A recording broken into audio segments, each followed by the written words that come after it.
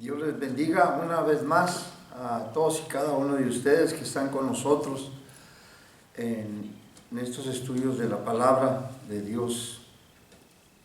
Es un gozo tremendo para mí personalmente, me da mucho gusto, porque es una experiencia que yo en todos mis años de ministerio no me imaginé yo estar no solamente, pues aquí con los que están aquí no hay problema, pero con ustedes que están tomando estos estudios ahí a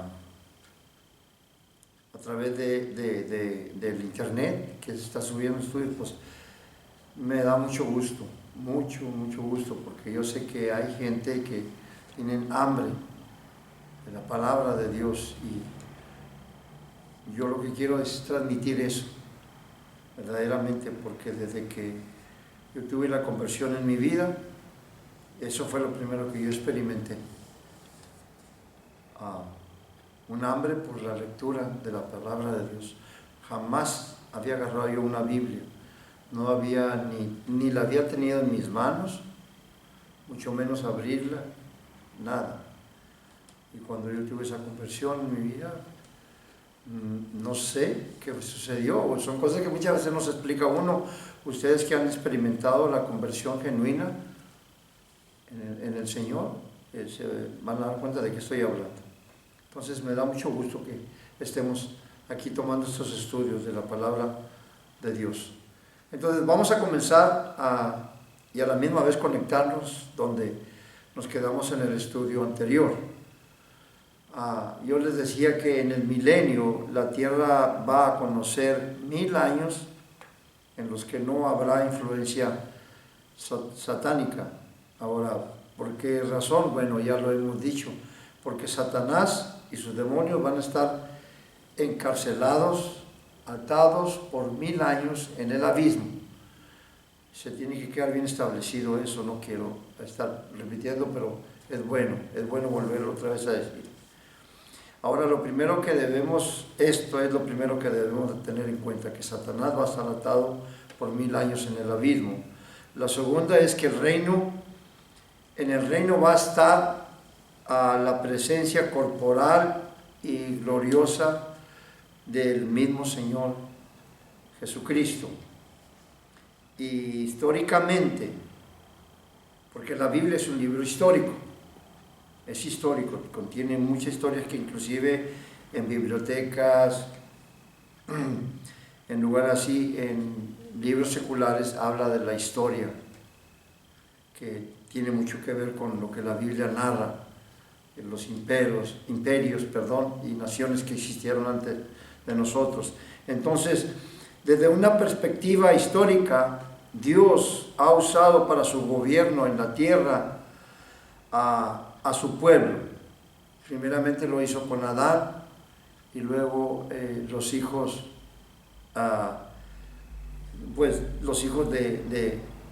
de Adán, pues principalmente Abel, y luego tuvo también otro que es Set, y luego Noé, Abraham, Isaac, Jacob, José, Moisés, Josué, los jueces. En el tiempo de los jueces ellos estuvieron gobernando. En ese tiempo estoy hablando del mundo de aquel entonces, toda la tierra. Dios era el que estaba gobernando la tierra por medio de su pueblo. Y en el libro de los jueces pues tenemos al último juez, incluyendo a Samuel. Y luego de ahí, si conocen la historia ustedes del Antiguo Testamento, los dos reinos, el reino del norte y el reino del sur, el reino de Israel y el reino de Judá, que estuvieron gobernando durante todo ese tiempo, hasta que llegó el año de 586. Ya lo hemos tratado en otro segmento de esto que les estoy hablando. En el año 586 a.C., Nabucodonosor destruyó la ciudad de Jerusalén y el templo. Ahí, en ese momento, ahí es donde empieza bíblicamente lo que se conoce como el tiempo de los gentiles. En otras palabras, Dios pasó el gobierno sociopolítico de las manos de Israel soberanamente Él hizo eso, Él quitó ese gobierno de su pueblo que durante todo ese tiempo había estado gobernando en la tierra. Él soberanamente quitó ese gobierno y lo dio a las naciones gentiles. Recuerden esa fecha, el año 586, que ya fue la tercera invasión que hizo Nabucodonosor, porque la primera empezó en el año 602 y luego se vino otra como en el 589, y en el 586 ahí vino la destrucción de Jerusalén y el templo, y Israel fue llevado cautivo a Babilonia por 70 años. Conocen la historia, ya la hemos tratado. Bueno, ahí comienza el tiempo de los gentiles, y comienza con esos 4 imperios que el mundo conoce. No hay otros imperios que el mundo conozca, que son Babilonia, y luego el imperio medo-persa, y luego viene el imperio greco macedonio, que es con Alejandro el Grande, y luego el imperio romano. Hasta ahí. Esos son los 4 imperios que el mundo ha conocido hasta entonces. Entonces, durante todo ese tiempo de los gentiles, Dios dejó ese gobierno humano, por decirlo así, en manos de los gentiles, hasta el final de la tribulación, donde Lucas, capítulo 21 y el verso 24, ahí menciona que ahí termina, ahí se cumple, al final de la tribulación, ahí se cumple, ahí termina, ahí llega a su fin el tiempo de los gentiles. Lucas, capítulo 21 y el verso 24. Entonces, lo que quiero decir con esto es que en este tiempo actual, que no está el imperio romano, no está el imperio, no, pero en este tiempo actual, acuérdense, como es el tiempo de los gentiles, quien está gobernando las naciones son gente gentil, que no tiene nada que ver con el pueblo de Dios. Inclusive no hay gobierno cristiano. Podrá el dirigente ser cristiano, pero la nación sigue su rumbo sin Dios. Entonces, no obstante, esto es muy importante para el cristiano que lo entienda. En esta era actual en la que estamos viviendo, Dios usa políticamente a los gobiernos humanos. Romanos capítulo 13 y el verso número 1, ahí lo dice muy claro: sométase toda persona a las autoridades superiores, o sea, terrenales, porque no hay autoridad sino la de parte de Dios, y las que hay por Dios han sido establecidas, de modo que quien se opone a la autoridad, a lo establecido por Dios, resiste, y los que resisten acarrean condenación para sí mismos. No en vano no llevan su arma, en ese tiempo era la espada, ¿verdad? Para llevar a cabo que la persona que pueda hacer el bien y la que hace el mal, pues va a recibir su castigo. Ahí mismo dice, pero hay una palabra muy importante que dice ahí: no en vano ellos, los gobernantes, son servidores de Dios. No los gobernantes, pero lo que son los policías. El que lleva en ese tiempo era el soldado romano. Traía su espada para hacer respetar la ley que ellos imponían en cada nación. Pero esto es con el permiso soberano de Dios, porque es el tiempo de los gentiles. En este tiempo ya no es el soldado romano, es el policía, es el soldado que anda cuidando que se haga el bien y que no se haga el mal. Pero hay una parte muy importante ahí en esa escritura de Romanos capítulo 13, me parece que es como en el verso 4, por ahí así, dice: no por algo son servidores de Dios. Ahí lo menciona. Dice que son servidores de Dios para hacer respetar la ley. Hay 2 grupos de gentes en este mundo que la Biblia los llama servidores de Dios. Una son los cristianos y otra son las autoridades, el policía, el soldado o el que esté cuidando el orden, que no se lleve a cabo ninguna maldad, no se lleve ninguna nada. Entonces, políticamente Dios ha dejado a los gobiernos humanos el control de esta tierra, pero espiritualmente Dios gobierna a esta tierra por medio de la iglesia. Ahí mismo en Romanos capítulo 14 y el verso 17, dice que el reino de Dios, en este que ya estamos viviendo nosotros, no consiste en comida ni bebida, sino en justicia, en paz y en gozo del Espíritu Santo.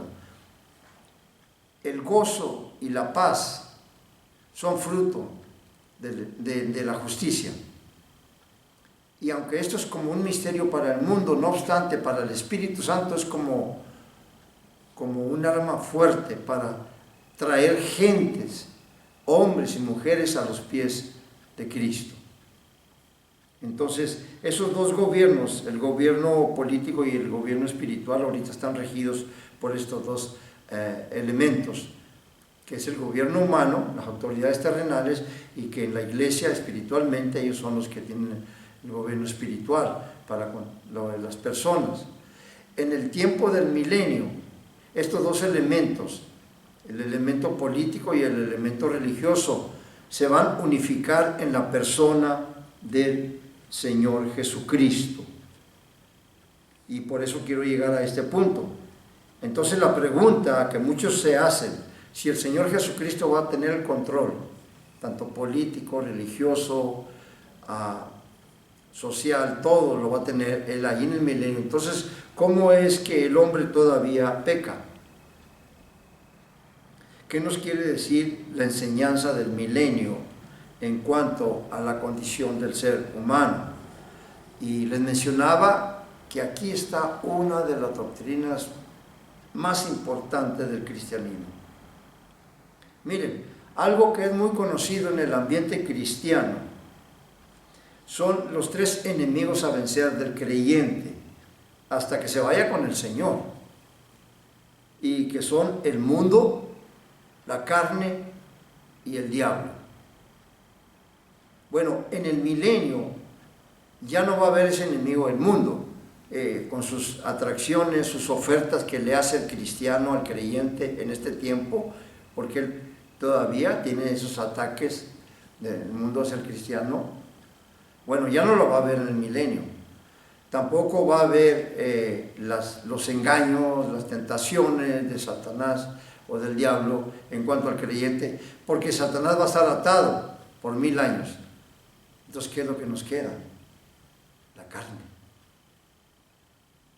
Y esa es una de las enseñanzas primordiales de la doctrina del milenio, para las gentes que no creen en un milenio terrenal, en un reino terrenal del Señor Jesucristo.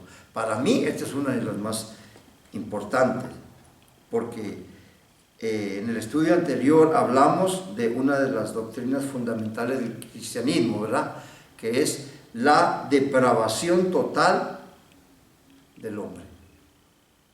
Entonces, cuando se habla de la depravación total del hombre, de la mujer o del ser humano, como usted le quiere llamar, no estamos hablando, lo voy a repetir, eso sí es muy importante. Primeramente, cuando hablamos de la doctrina de la depravación total del ser humano, no estamos hablando de la condición actual en la que se encuentra el hombre, porque siempre calificamos a una persona que hace este acto o este otro y es un depravado o es una depravada. No está hablando de eso. Tampoco está hablando de el hecho o el acto que esté haciendo o que haya hecho la persona, el hombre. Por ejemplo, ahorita mismo en el mundo está gente que está delinquiendo, ¿verdad? Está robando, está cometiendo actos criminales, actos inmorales. No, tampoco tiene nada que ver con eso, sino que cuando hablamos de la depravación total, estamos hablando que lo que el ser humano es capaz, grábenselo, de hacer llegado el momento o en cualquier momento. Puede ser la persona más amable y más bondadosa, pero un día sale eso que está ahí adentro de él. O sea, dicho en otras palabras, la mejor persona en este mundo, llegado el momento, puede llegar a ser la peor persona en este mundo. Así, para que más o menos se den cuenta. y para que nomás de pasada no me quiero meter mucho, en Génesis capítulo 4 y el verso 1 lo tienen que tener bien presente, porque Adán y Eva concibieron a sus dos hijos ya después de haber sido sacados del Edén, del paraíso, o sea, ya en un estado caído, concibieron a Caín y a Abel. Caín fue el primer hijo. Bueno, eso te debe de llamar la atención, porque si tú estudias ese capítulo 4 de Génesis, desde el verso 1, vas a ver que Caín, el primer hombre sobre la tierra esta que estamos viviendo, ya maldecida, ya con el estado caído, el primer hombre que vino a habitar esta tierra, que es Caín, se convirtió en un homicida, porque mató a su propio hermano.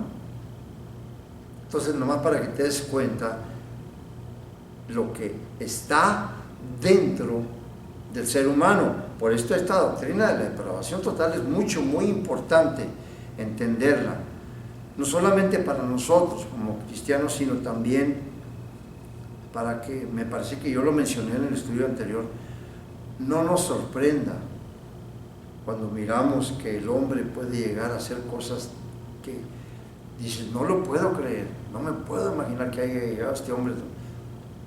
Pues así es, hasta allá puede llegar el hombre, y puede llevar una doble vida si es así.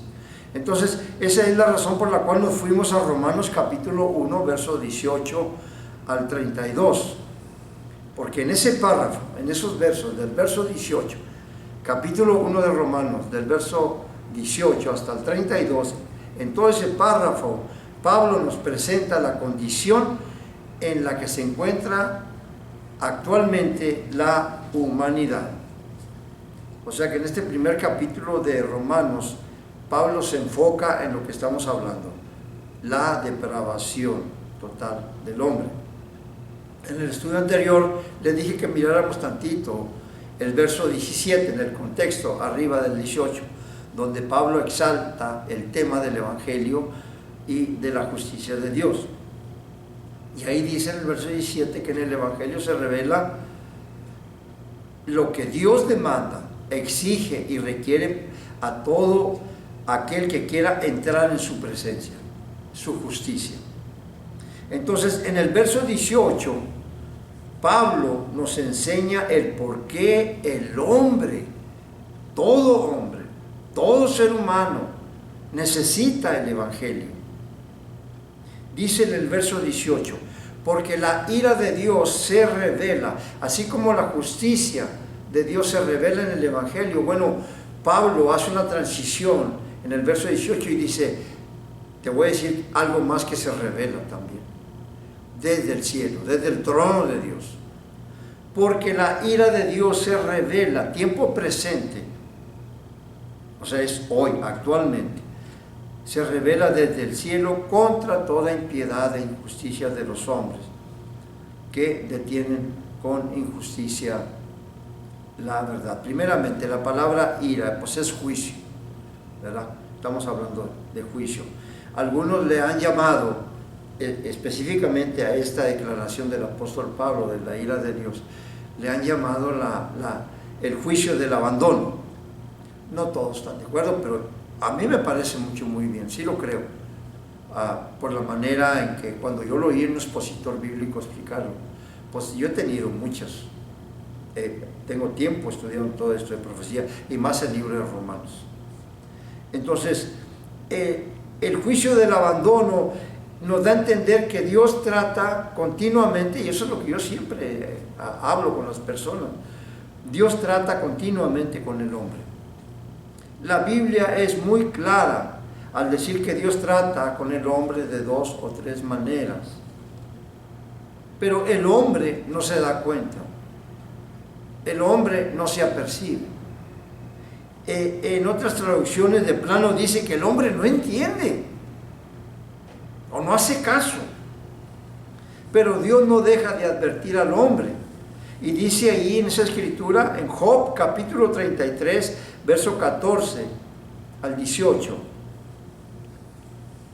dice que por sueños, Dios no deja de advertir al hombre y lo hace por sueños, por visión nocturna, cuando el hombre está en su lecho y cae en un sueño profundo. Dice que Dios se acerca y le habla a su oído y le revela su consejo. Otras traducciones son todavía más específicas. Dice que Dios va y le abre, ahí donde está en su sueño, va y le abre su oído y lo aterra con sus advertencias. Me parece que la versión nueva, internacional, lo hace eso. Tengo otras versiones también, pero nomás quiero con esa está muy específica. Va y lo aterra con sus advertencias para que deje de hacer lo malo y evitar que su alma descienda al sepulcro y cruce el umbral de la muerte. Eso es muy importante entenderlo, porque toda decisión que el hombre tiene que hacer es antes del sepulcro, no después del sepulcro. Entonces, pero Dios no quiere la muerte del pecador. Y hay escrituras muy específicas. Ezequiel, capítulo 33 y el verso 18, me parece, yo no quiero la muerte del pecador, del impío, dice, sino que se vuelva a Dios. Tenemos también 2 de Pedro, capítulo 3 y el verso 9, que Dios no retarda su promesa como algunos la tienen por tardanza, sino que Él es paciente. Esa palabra, la paciencia de Dios, es la oportunidad que Dios le da al hombre. Sino que Dios es paciente, no queriendo que nadie, ninguno muera, ninguno perezca, sino que proceda o venga a un fiel arrepentimiento delante de Dios. Entonces, Dios no quiere la muerte del pecador, Él siempre ha tratado con el ser humano. Entonces, cuando el hombre no entiende las advertencias de Dios, Dios lo abandona y lo deja que se desboque en sus propios pecados. Y como dice la Escritura, recibiendo en sí mismo la retribución debida a su extravío. En otras palabras, ahí entra otra ley que Dios ya ha establecido universalmente, la ley de la siembra y la cosecha, para tanto creyentes como incrédulos o no creyentes. Esa ley ahí está, lo que el hombre siembra, eso va a cosechar. El hombre se desboca en su pecado, tarde que temprano va a recibir para atrás las consecuencias de su desvío o de su extravío. Entonces, vuelvo a repetir la escritura esa de capítulo 1, el verso 18, porque la ira de Dios se revela desde el cielo contra toda impiedad e injusticia de los hombres que detienen con injusticia la verdad. Esa palabra detienen, hay una traducción, es más, en el escrito original dice resiste. Entonces, para darme a entender mejor de lo que más o menos está hablando esa expresión, es cuando, por ejemplo, un hombre trata de abrir una puerta. Por ejemplo, esta que tengo aquí en un lado, no me muevo, ya pronto me voy a mover. Desde ahorita le digo, ya me voy a poder mover. Un hombre trata de abrir una puerta, pero de aquel lado de la puerta está otro hombre resistiendo, para que la persona que quiere entrar no entre. Y ahí está, lo está resistiendo. Eso es lo que quiere. Esas dos palabras, detener y resistir, son muy importantes en esta escritura, para que sepamos lo que Dios quiere, que nosotros verdaderamente sepamos qué es lo que nos quiere decir en esto. Porque dice que resiste, detiene. ¿Qué detiene? ¿Qué cosa detiene? La verdad. ¿Cuál verdad? De que Dios existe. Porque en el verso 19 enseguida dice, Pablo habla de una revelación o de un conocimiento universal. Porque lo que de Dios se conoce les es manifiesto, pues Dios mismo se los ha manifestado. En este tiempo que estamos viviendo, hay una filosofía moderna que se conoce como el postmodernismo. Y esa filosofía moderna trata o habla de las personas que niegan la existencia de Dios. Y dicen ellos, y si por casualidad existiera, pues no lo necesitamos. No hace falta. Si existe Dios, no me interesa. Y si no existe, me da igual. Hay un solo camino para llegar al cielo, pero hay millones de caminos para llegar al infierno. Es más, no necesita hacer nada el ser humano para ir al infierno.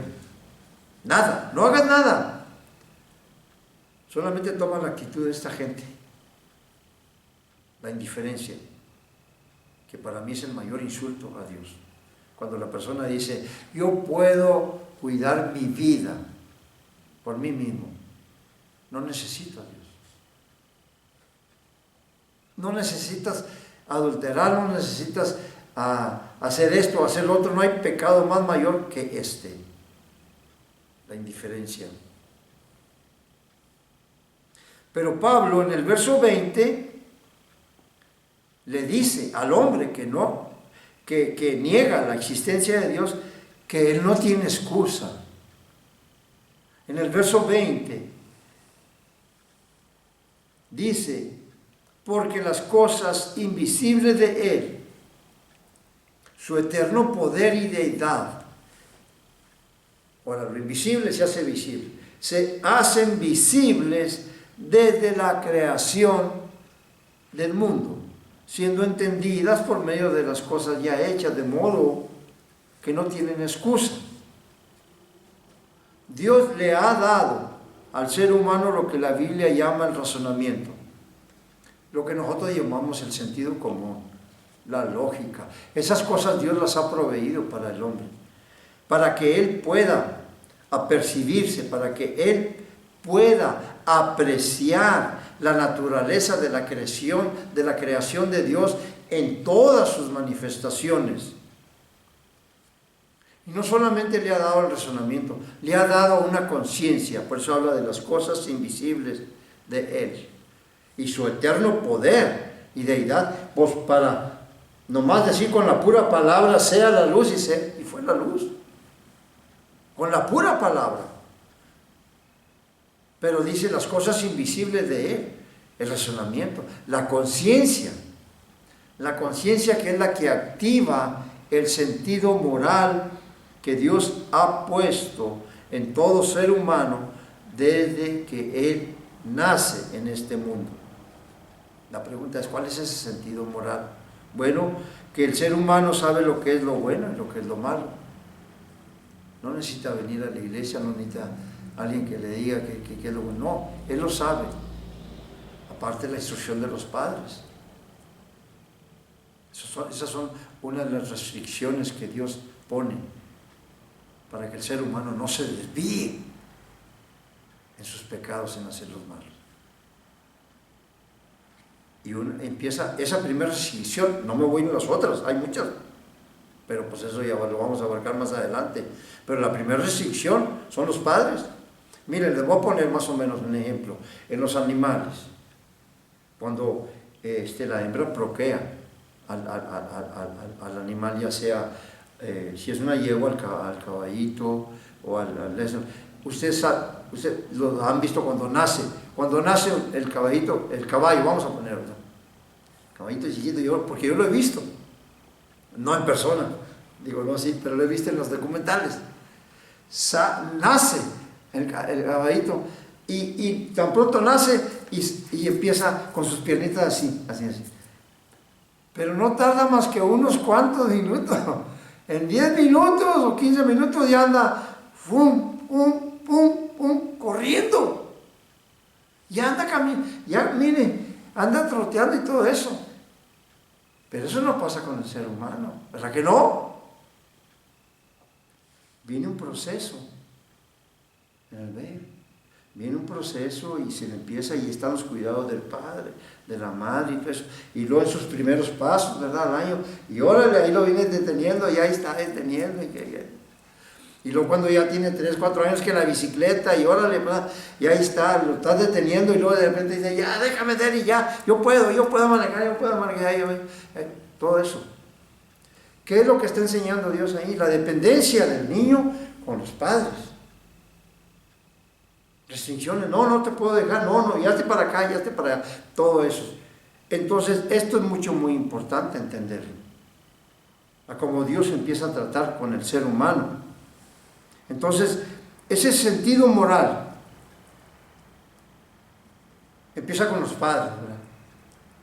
Mira, no está bien esto que vas a hacer, no hagas esto otro, no hagas esto otro.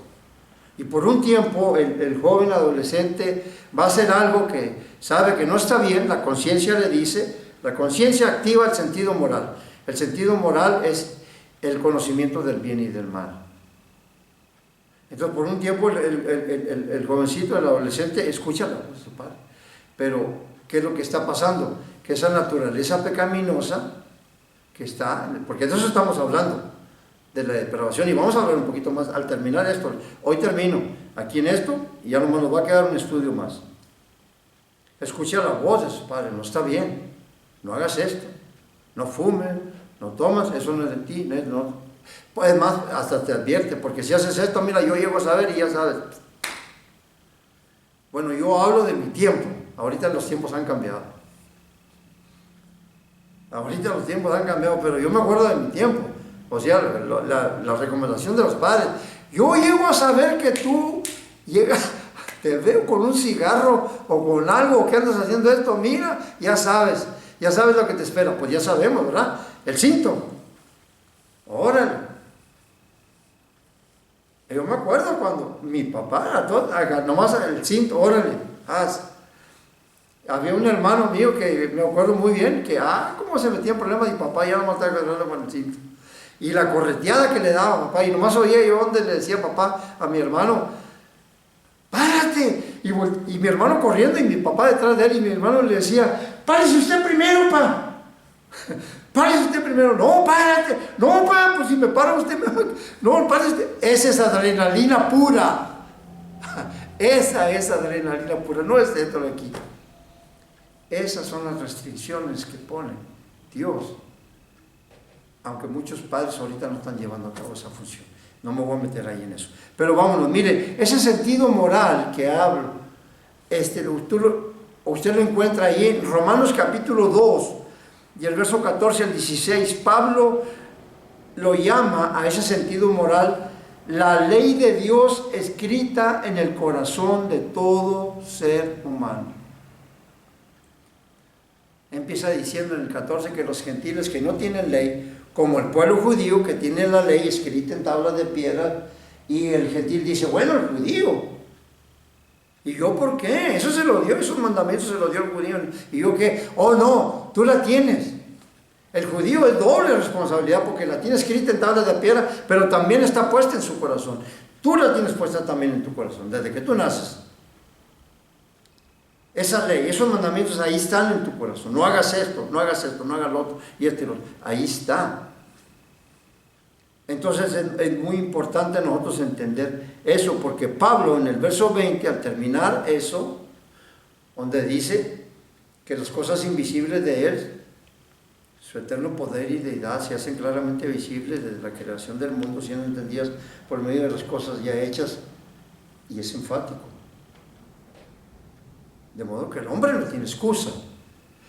Todo aquel que niega la existencia de Dios, lo siento mucho, no tiene excusa. No la vas a tener. Ahora, miren, ahí déjenme, me voy con la Biblia. Verso 21, Romanos 21. Bueno, me voy rapidito, no me voy a tener mucho. Nomás acuérdense que estamos aquí para entender lo que es la depravación total del hombre. En todo el párrafo del 18 al 32, no me voy a tener mucho, les voy a dar ciertos puntos, nada más para que ustedes puedan entender hasta dónde llega la decadencia del hombre. En el verso 21 dice, pues habiendo conocido a Dios. Esa palabra habiendo es un participio con una función perfecta.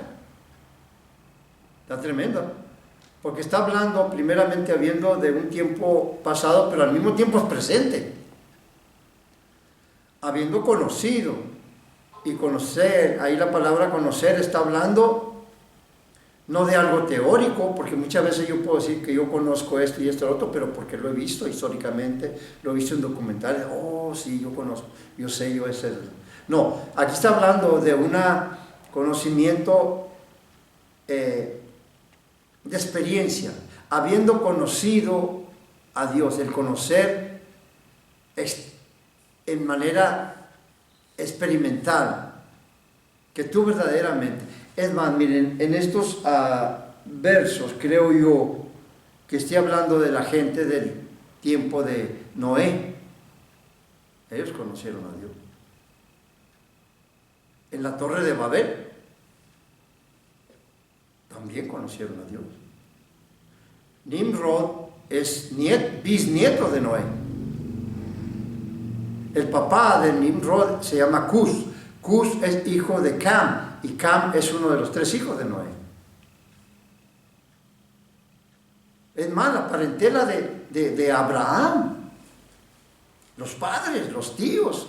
Ahí le menciona en el capítulo 12 de Génesis, menciona al padre de Abraham y al tío, que se quedó ahí en Harán, todo eso. Pues no trae al sobrino Lot ahí, ¿sabes? Bueno, ellos conocieron la descendencia de Noé.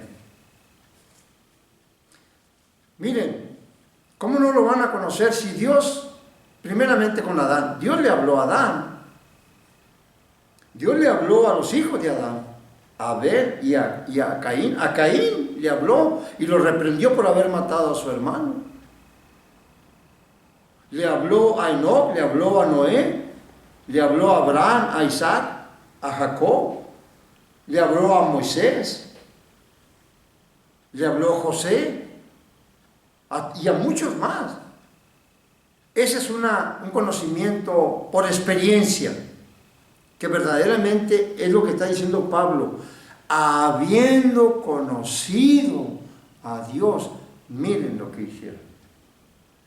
No le glorificaron como a Dios, ni le dieron gracias. Y estaban las dos juntas, y hay una enseñanza, pero no nos vamos a ir ahí en esto, vamos a seguirle ahí. Habiendo, verso 21, estén conmigo aquí, me voy de volar, les voy a dar unos puntos aquí, me voy rápido. Habiendo conocido a Dios, no le glorificaron como a Dios, ni le dieron gracias, sino que se envanecieron en sus razonamientos y su necio corazón fue entenebrecido. Ahora miren, en el verso 22, va a haber cambios que el hombre va a hacer y lo vas a ver cómo va a ir en decadencia. Pero en cada cambio que él hace, viene el juicio de Dios. En el verso 22 dice, profesando ser sabios se hicieron necios. Verso 23, ¿y qué hizo? Cambió la gloria del Dios incorruptible en semejanza de imagen de hombres corruptibles, de aves, de cuadrúpedos y de reptiles. O sea que el hombre inventó su propia religión. Por eso digo que estos hablan del tiempo antiguo. Egipto tiene un montón de dioses que adoraban. Babilonia también tenía. La India ahorita tiene un montón de dioses que Dios. Hay muchos países que todavía. Es más, toda religión que el hombre inventa es idólatra. Es idolatría y debemos de nosotros como cristianos a cincelar esto en nuestro corazón. Dios odia, abomina la idolatría. Gracias a Dios que nosotros venimos también de un mundo así de idolatría. Pero ¿por qué estamos aquí? Porque tenemos la revelación de un Dios vivo y verdadero. Si no, no estuviéramos aquí. Y gracias a Dios, porque Él en su misericordia, en su gracia, extendió su mano y nos sacó de esa vida, sin propósito y sin nada, y íbamos directo al despeñadero. Pero Dios en su misericordia y en su gracia y en su grande amor interceptó nuestro camino. ¿Cómo no vamos a estar agradecidos con Dios? Por eso dice ahí, habiendo conocido a Dios, no le glorificaron como a Dios, ni le dieron gracias. Hay una enseñanza tremenda, la acabo de dar yo casi a fin de año. El agradecimiento. Tenemos dos clases de gente: los ingratos, los desagradecidos, y los que verdaderamente saben agradecer a Dios por muchas cosas. Entonces, ahí está el primer cambio. Ahora miren el juicio, verso 24. por lo cual también Dios los entregó. Eso es lo que los teólogos llaman la ira del abandono. Lo dejó que se desbocara a la inmundicia, en las concupiscencias de sus corazones, de modo que deshonraron ante sí sus propios cuerpos. Ahora, ahí va otro cambio en el verso 25. Ya que cambiaron la verdad de Dios por la mentira. ¡Wow! Como decimos allá, hicieron un trueque, ¿no? Hacemos, órale, ahí te va este, yo te doy este. Cambiaron la verdad de Dios por la mentira, honrando y dando culto a las criaturas antes que al Creador, el cual es bendito por los siglos. Amén. Ahora, ahí va el juicio, verso 26. Por esto Dios los entregó a pasiones vergonzosas. Pues aún sus mujeres cambiaron el uso natural por el que es contra naturaleza. 27, verso 20. Y de igual modo también los hombres, dejando el uso natural de la mujer, se encendieron en su lascivia unos con otros, cometiendo hechos vergonzosos. Hombres con hombres. Miren esa expresión, recibiendo en sí mismo la retribución, el justo pago, la ley de la siembra y la cosecha. Eso bien. Y lo más tremendo, dice, debido a su extravío. Personas con ese tipo de inclinaciones están extraviadas, se extraviaron del camino, de la senda que llevaban bien, se salieron del camino. Y lo que me llama la atención es que miren la declaración, cometiendo hechos vergonzosos. Eso lo dice no un filósofo, no un psicólogo, no lo está diciendo Dios. A diferencia de lo que miren, Dios no tiene problema con la persona que está teniendo problemas con esto, las inclinaciones que tiene y todo eso. No, con los que pasan los derechos, que les llaman del nombre, le cambian de esto. Aquí dice hechos vergonzosos, Dios lo está diciendo. Acá le cambian los líderes que están ahí en la política, en el Congreso, que están pasando leyes para que hombres con hombres se puedan casar, mujer con mujer. Y luego le llaman a esto, le llaman preferencia sexual, que cada quien, hombre o mujer, tiene su derecho en preferir con quién va a tener sexo. Ándale, sí, mira lo que dice Dios, hechos vergonzosos. Verso 28. Y como ellos no aprobaron tener en cuenta a Dios,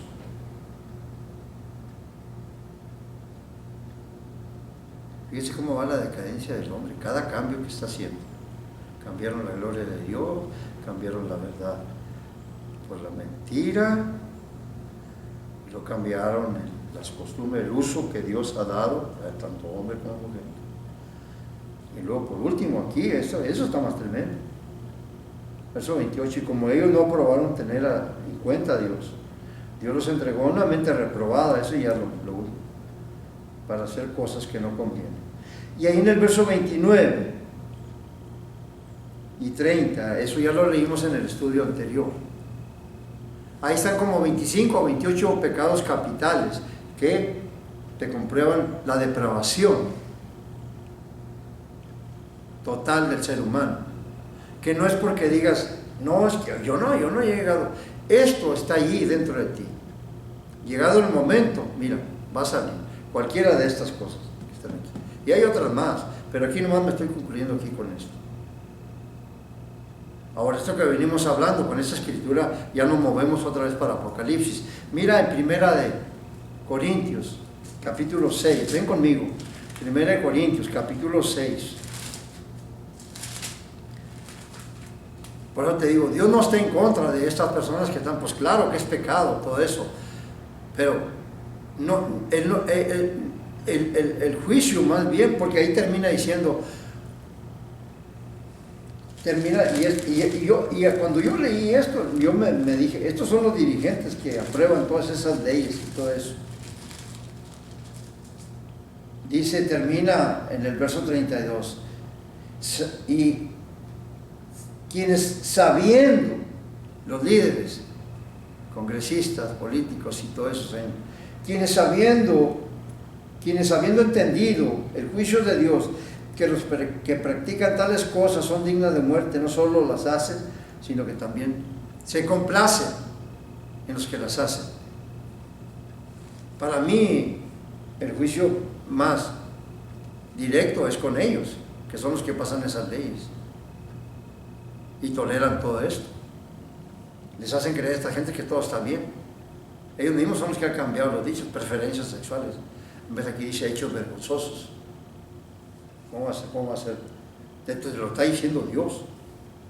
Mira el capítulo 6, pero mira, para la persona individual que tiene cierta inclinación, sea hombre, sea mujer, hay esperanza. Yo no sé por qué esto se tiene que enseñar. Capítulo 6 de 1 Corintios y el verso... Ya estos lentes, yo creo que necesito otros lentes. Es el verso 9. Mira lo que dice. ¿No sabéis que los injustos no heredarán el reino de Dios? No te equivoques. Ahora iba a mencionar parte de la lista que está allá.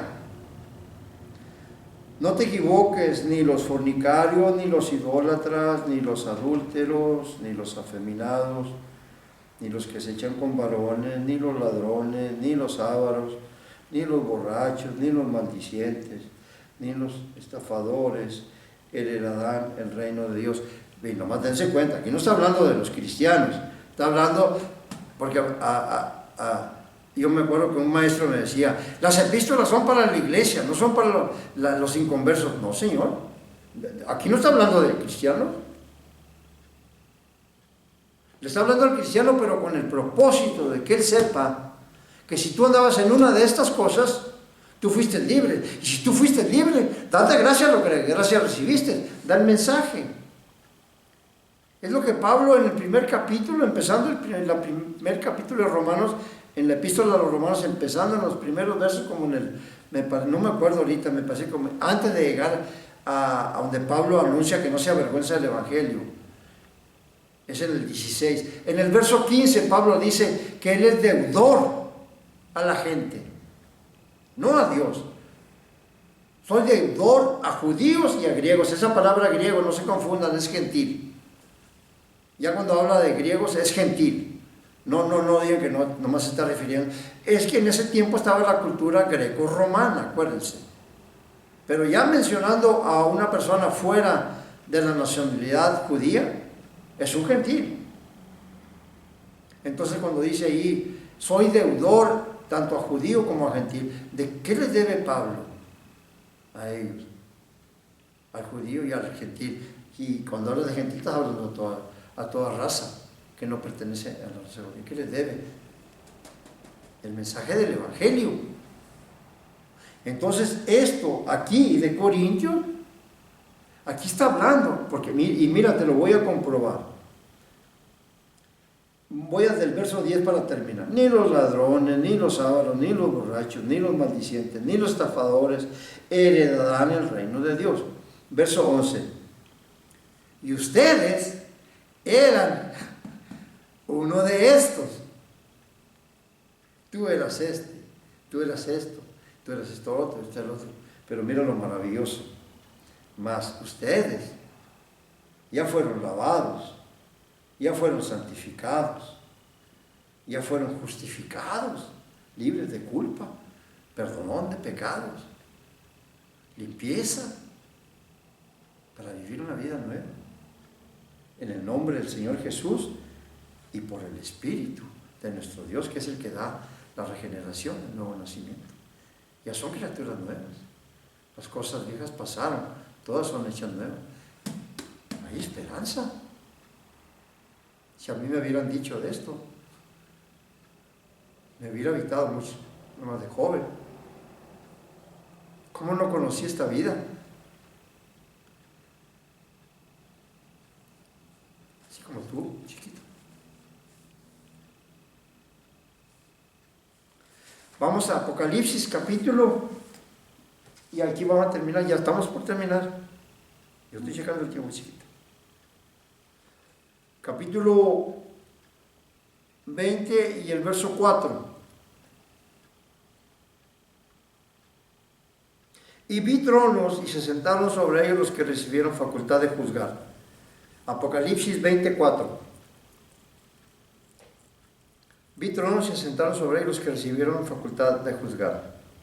¿Quiénes son estos que está hablando Pablo aquí? Y se han presentado varias sugerencias en cuanto a la identidad de los santos que se sientan sobre los tronos. Esta es también es mucho para abrir. Pero yo creo que lo primero que debemos hacer es identificar, ahí les va, a quienes les dijo Dios que reinarían con Él en el milenio. Vamos primeramente con los santos del Antiguo Testamento, en Daniel, capítulo 7 y el verso 27. Ahí se promete que los santos del Antiguo Testamento van a reinar en el reino milenario. Lo voy a leer. Eso sí los tengo apuntados, por eso no mucho por allá, porque bueno, Daniel 7:27, miren, y que el reino y el dominio y la majestad de los reinos debajo de todo el cielo sea dado al pueblo de los santos del Altísimo, cuyo reino es reino eterno, y todos los dominios le servirán y obedecerán. Estos son los santos del Antiguo Testamento que van a reinar con Cristo en el milenio.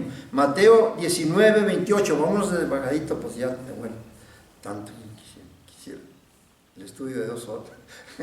No, en Mateo 19:28, ya lo vimos eso, ahora cuando habla el Señor Jesucristo de la regeneración, de la palingenesis en griego, ya, que está hablando de un nuevo nacimiento, tanto de la tierra como del hombre. Bueno, pero miren, ahí mismo, en esa escritura, Jesús promete a los apóstoles algo. Miren lo que dice. Y Jesús les dijo: de cierto digo que en la regeneración, cuando el Hijo del Hombre se siente en el trono de su gloria, está hablando del milenio, porque ahorita no hay constancia de que el Señor esté sentado en el trono de su gloria. Está sentado a la diestra en el trono de Dios, en el cielo, pero aquí en la tierra no. Entonces dice: de cierto digo que en la regeneración, hablando del milenio, cuando el Hijo del Hombre se siente en el trono de su gloria, ustedes, a los apóstoles, que me han seguido, también se van a sentar sobre 12 tronos, autoridad, para juzgar, gobernar sobre las 12 tribus de Israel. Los apóstoles, a excepción de nosotros, los santos del Antiguo Testamento, los santos de la iglesia y los santos de la tribulación, que vamos a gobernar con el Señor Jesucristo en el milenio en todo el planeta, acuérdense que es todo el mundo. Los 12 apóstoles, específicamente a las 12 tribus de Israel, en Jerusalén. Ellos no se van a meter en ningún asunto en donde vamos a andar nosotros. Ellos nomás específicamente en Jerusalén. Eso es lo que está hablando el Señor Jesucristo. Ahora, a los creyentes del Nuevo Testamento, que somos nosotros, la iglesia, también se les prometió que iban a reinar con Cristo. Acuérdense que estamos en esto. ¿Quiénes son los que Dios les ha prometido, el Señor les ha prometido que van a reinar? Quiero dejar constancia de que yo creo verdaderamente que vamos a reinar, todos los redimidos, vamos a reinar con Cristo en la tierra. Yo les dije el pensamiento que hay de otros, que cuando Cristo viene, desciende en el capítulo 19 con los ángeles y la iglesia, y acaba con los enemigos en la batalla de Armagedón y inaugura el milenio, que la iglesia sube inmediatamente para arriba al cielo y está en la Nueva Jerusalén. Bueno, es buen pensamiento, está bien, y no hay problema, y no es considerado hereje, está bien, está bien. Otros dicen que la cena de las bodas del Cordero, ¿verdad? Porque lo que es lo que se lleva a cabo en el capítulo 19, la cena del Cordero van a ser los 1000 años que van a estar ahí, y por eso la iglesia va a estar ahí. Ok, está bien, no hay problema. Pero esto, mira, bíblicamente, es la promesa de Dios para todos los santos del Antiguo Testamento, de la iglesia y los santos de la tribulación. Entonces, Estamos en donde están los creyentes del Nuevo Testamento, y eso está tremendo ahí, tío. Yo tuve que sacar varias cosas porque verdaderamente había cosas que violaban mi mente, mi conciencia. Miren, a los creyentes del Nuevo Testamento también se les prometió que reinarían con Cristo. 1 Corintios, capítulo 6 y el verso 2. ¿O no sabéis que los santos hemos de juzgar al mundo? Y a nosotros se nos enseñó que íbamos a estar con el Señor en el trono blanco, en el juicio final. Y eso, a mí no. Y estaba recién convertido y no podía yo comprender eso, porque yo ya entendía algo de lo que era el juicio final, que son todas las personas que nunca quisieron saber nada de Dios, ni recibieron al Señor Jesucristo. Bueno, eso lo vamos porque me va a tocar leer esa enseñanza en el otro estudio. Pero lo que le quiero decir, bueno, la palabra juzgar, esa es la clave. La palabra juzgar es gobernar. ¿O no sabéis que los santos hemos de gobernar al mundo? ¿En dónde? En el milenio. En el mensaje del Señor Jesucristo a las 7 iglesias del Apocalipsis, miren la promesa del Señor, para que más o menos entiendan lo que está hablando aquí Pablo en 1 Corintios. En Apocalipsis, capítulo 2 y el verso 26, no sé si es la iglesia de Tiatira o de Sales, por ahí así, pero miren, siempre acuérdense, hay alabanza, hay todo eso, y luego hay reproche, y luego hay advertencia de juicio, y luego hay la promesa al último, de cada mensaje de las 7 iglesias. En el 2.26 dice, al que venciere y guardare mis obras hasta el fin, yo le daré autoridad sobre las naciones. La pregunta es, ¿dónde le va a dar autoridad sobre las naciones? No va a ser aquí en ese tiempo, es ahí en el milenio. La iglesia de la Odisea, 3.21, 3.21, al que venciere yo le daré que se siente conmigo en mi trono, así como yo me he sentado también con mi Padre en mi trono. Ahí está, trono, autoridad. Nosotros también vamos a estar sentados, así como los apóstoles se van a sentar sobre 12 tronos para juzgar a las 12 tribus de Israel, también nosotros también vamos a estar sentados en el trono, que es autoridad, y vamos a juzgar, vamos a gobernar, y todo eso es en el milenio. Ahora, para poder sincerar un poco más esto, ahí mismo en Apocalipsis capítulo 5 y el verso número 10, esa puede, como dicen, cerrar esto, o como dicen cuando vas a comer una nieve, ¿verdad? Te estás comiendo una nieve y arriba te ponen ahí, ¿qué? La cherry. Bueno, aquí está la cherry, aquí arriba.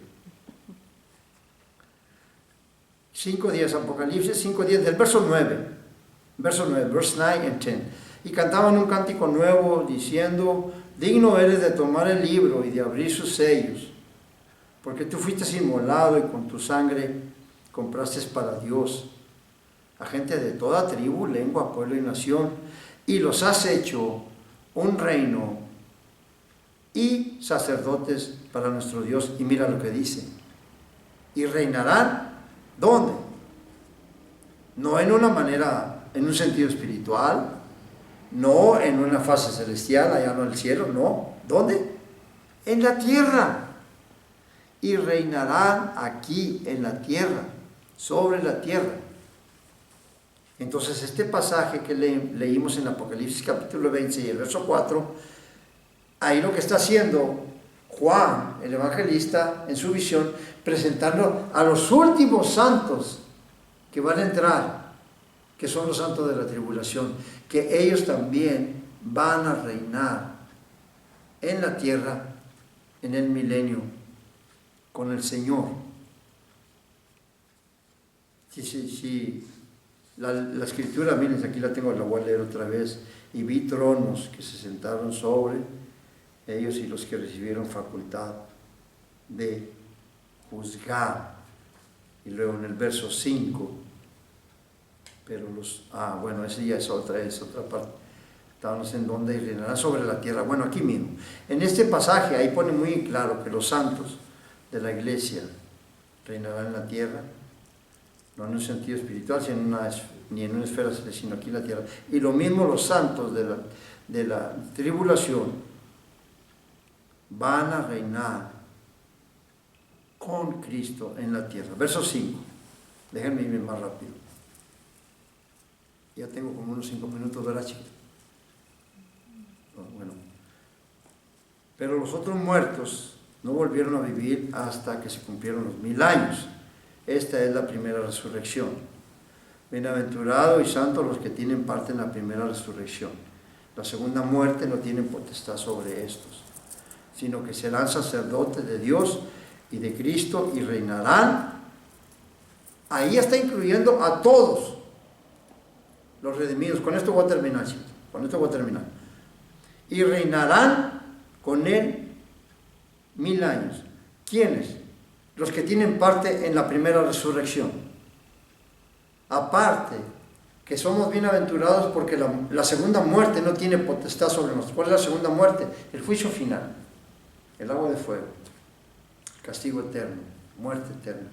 Ya eso ya quedó eliminado. Es lo que Pablo habla en Romanos capítulo 8 y verso 1. Ahora pues ninguna condenación hay para los que están en Cristo Jesús.